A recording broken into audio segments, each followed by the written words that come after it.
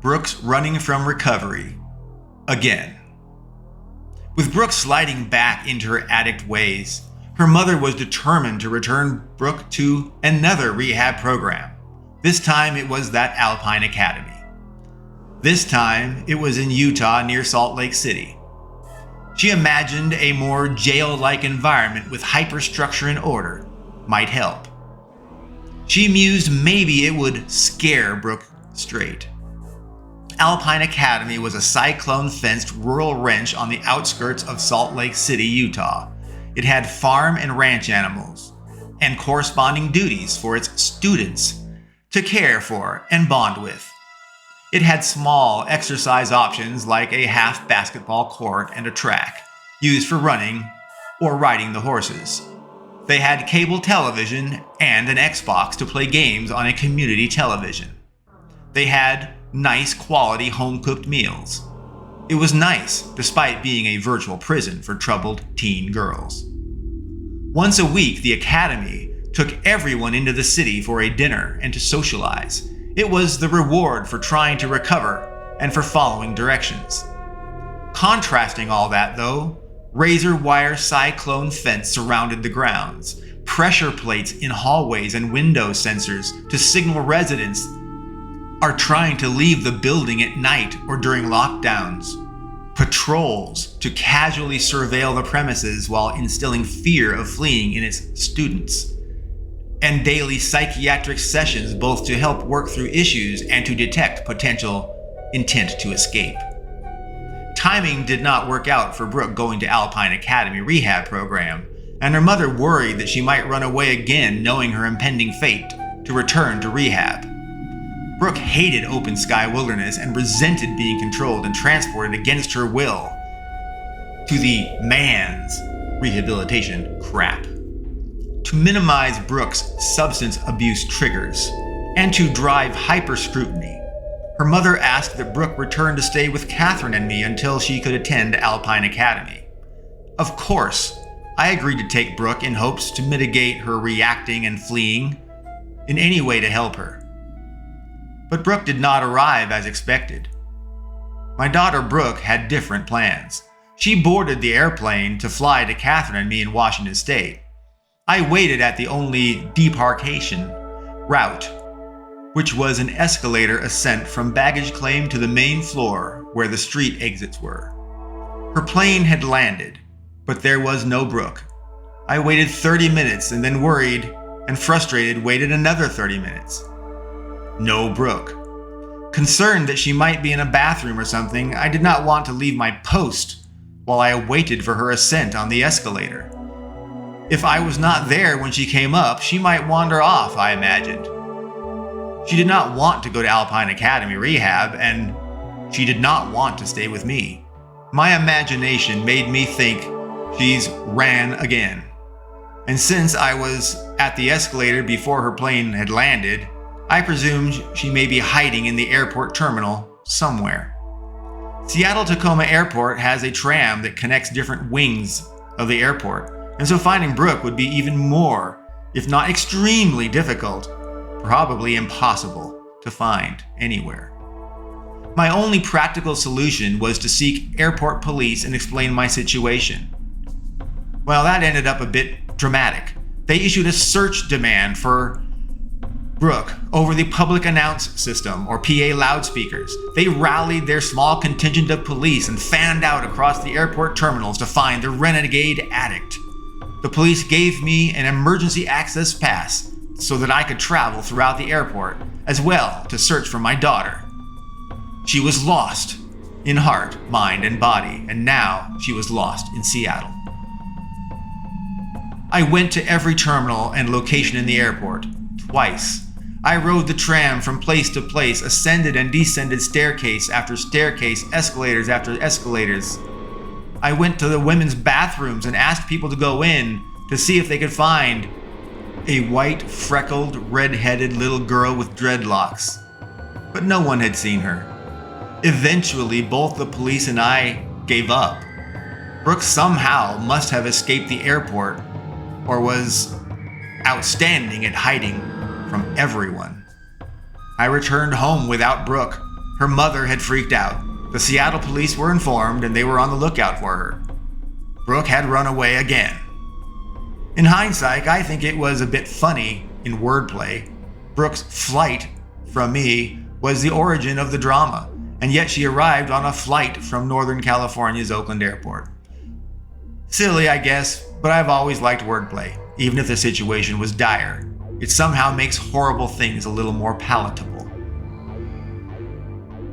Surprisingly, Brooke's mother had called homeless shelters throughout the Seattle area, and she found Brooke at one of them. Brooke had hitchhiked her way from the airport to Seattle and found a homeless shelter. She stayed in the shelter but refused to pursue work or counseling or education. That violated the shelter's very few rules. You are not allowed to use drugs or alcohol while in the shelter. You are not allowed to fight or harass anyone. And you must pursue at least one of 3 goals: work, education, or counseling. They wanted residents to pursue all 3 if possible, but they were satisfied with just one. But Brooke refused to do even one. Brooke felt entitled to free shelter and food and offered nothing in exchange for it. Declining to participate attracted the attention of the homeless shelter's staff. They concluded Brooke was a minor and certainly not an adult of 18 years or older in age. Because she was a troubled teen, they did cut Brooke extra slack and gave her a timeline to comply or have to leave the shelter. Funny though, even the shelter, a homeless shelter, had expectations and rules like I did. Brooke's expectation to live free and do absolutely anything that she felt like was not proving to be a reality. It was not the free ride panacea that she had imagined. Brooke's mother was so freaked out by Brooke's running from the airport and hiding in a homeless shelter that she flew up to Seattle to deal with Brooke firsthand herself. Brooke met with her at our home, where her mother took her back to Berkeley before her expedited transport to Alpine Academy. It all seemed to me that Brooke's mother was rescuing Brooke from herself. And by saving someone from bringing harm to themselves, they are not learning to change their behavior. In essence, protecting someone from themselves ensures they will get hurt when you're not there to help them again. It is a recipe to ensure codependence. And what happens when it is later in life, when things may be less forgiving or able to heal or recover, and there's no one there to help you? I am firmly convinced that my children's mother harmed my daughter's childhood and slowed achieving potentials, if not outright destroying it, at least for Brooke. Back to Brooke's recovery tale. Catherine and I visited Brooke in Alpine Academy during Thanksgiving weekend. It was a nice facility with lots of rural animals like horses. We took Brooke out for daily excursions and evening dinners. On Thanksgiving Day, we had dinner at Denny's restaurant because nothing else was open on Thanksgiving Day itself. It was, of course, a holiday. Brooke seemed happy enough, but wanted to return home. She did not want to return to live with Catherine and me. She wanted to live with her mother in Berkeley. But her mother now recognized Berkeley was full of triggers and easy access to dope and criminals. Signs pointed to Brooke not recovering, though. She openly extolled the wonderful aroma of marijuana and how much she missed smelling and smoking it. She insisted that alcohol can be managed just like smoking weed. Lots of people do it, and so she could do it as well. She exclaimed that her sister Amanda controlled her habits and addictive behaviors, so again, she could do so as well. Brooke was full of excuses and promises. Her history had demonstrated that she lies and manipulates and has no intention of doing anything that she says or commits to doing. But one thing was abundantly clear. Brooke would run away again if she was sent to live with Catherine and me. Things were at an impasse, and so everyone hoped things would just improve over time as Brooke progressed through Alpine Academy. They had a scoring system designed to encourage and reward good behavior, and it was the basis of progressing and eventually graduating out of Alpine Academy. They were gaming the addiction recovery program. When all was said and done, Brooke did return to Berkeley, and she promptly resumed drug and alcohol abuse. Alpine Academy failed to help Brooke also. Brooke's mother was determined to return Brooke to yet another rehab program, this time in Arizona. She imagined a more jail-like environment with hyperstructure and order, no more horses and ranches and animals to take care of or bond with. It was blazing hot and felt more like a military or militant school with extremely locked down controls and guards. It felt like a prison to Brooke. Brooke's experience so far in rehab programs was not good in her opinion.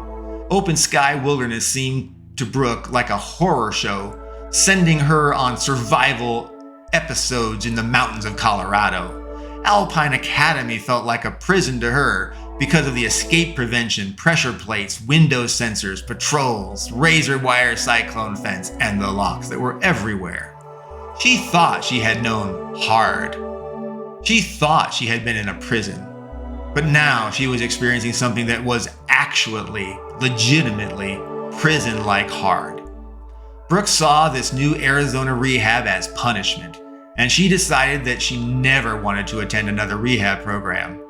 But until she was 18 years old, she could forcibly be transported into these programs. Brooke was resentful. There was little about the Arizona facility or program.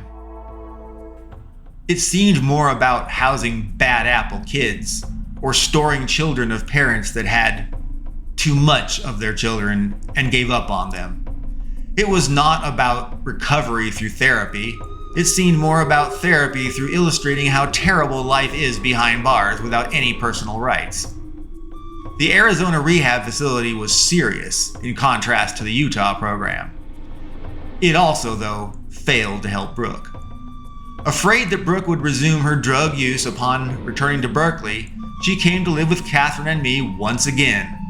It did not take a minute, and I had a very bad vibe from Brooke. I felt that she was extremely resentful and was intent on causing trouble and chaos. In addition to her bad attitude, she resumed immediate abuse of alcohol and drugs. She resumed staying out without listening to any direction or doing anything that was requested of her. She made messes everywhere with no concern for cleaning it up. She had no concern leaving stains that were permanent or damaging furniture that she seemed to deliberately inflict.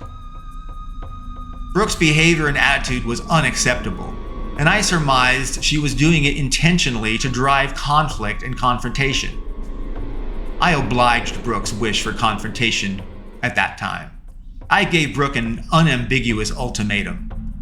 1. Follow the rules and do the work and be honest and respectful with me and Catherine. Or get out and find another path and survive your life, not with me or Catherine. Brooke honestly declared that she would never comply and would always do what she wanted. There was nothing we could do about it. I was done. Brooke was done to me as well. I had to protect Catherine and myself from the terrible quality of life Brooke was imposing on us. Be good or get out. That was my bottom line. Brooke disclosed that she had friends that lived about an hour and a half away from us in Washington State. She asked that I drive her to them and leave her there with her stuff. At my wit's end, I agreed, and I drove Brooke to her bad friends in Washington. Other than one birthday call wishing me happy birthday years later, and my texting similarly to Brooke, I have had no real contact with her since I dropped her off at her drug addict friends in Washington State. It is tragic, what happened to Brooke and our lost relationship. I believe that if Brooke had lived with me when I sued for custody, that she would have a much better life now. But I blame her mother for Brooke spiraling to oblivion and ruining her life through her helicopter parenting and refusal to let them travel and see me. Brooke eventually went to Portland, Oregon to finish her General Equivalency Diploma, a GED, and attend a community college to have a fresh start. She continued to abuse drugs for her entire life. Nothing would ever help Brooke. Much like my sister Cynthia's descent into addiction and lost sanity, I fear Brooke is following in her footsteps.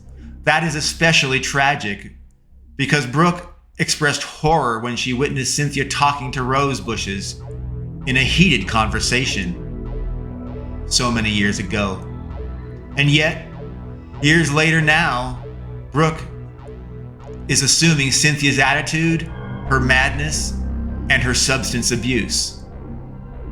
Fortunately, Brooke did calm a little bit as she matured in her 20s. She became more of a borderline functioning addict. She found a job cleaning motel rooms in Portland, Oregon. She attended community college, like I said.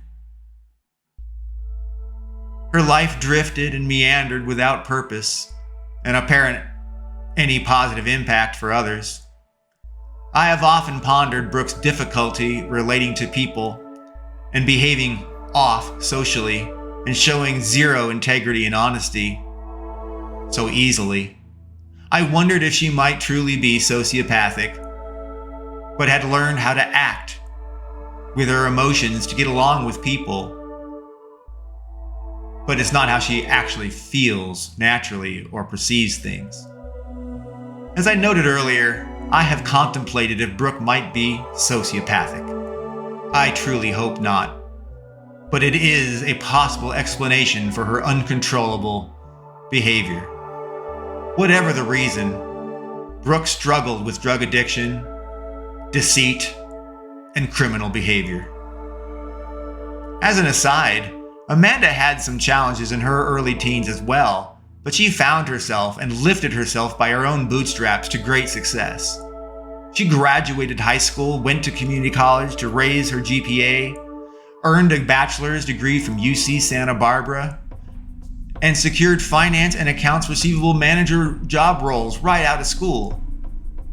And from there, she has risen to higher income and bonuses and responsibility. All the while, she has continued her education in her goal to become a psychiatrist medical doctor. I am extremely proud of my daughter Amanda's success and her high integrity. She is my legacy. She represents the things that I believe in and possesses the traits that I want in my daughter. I am fortunate that she is there to carry on the quest and march into hell for heavenly causes when I am dead and gone.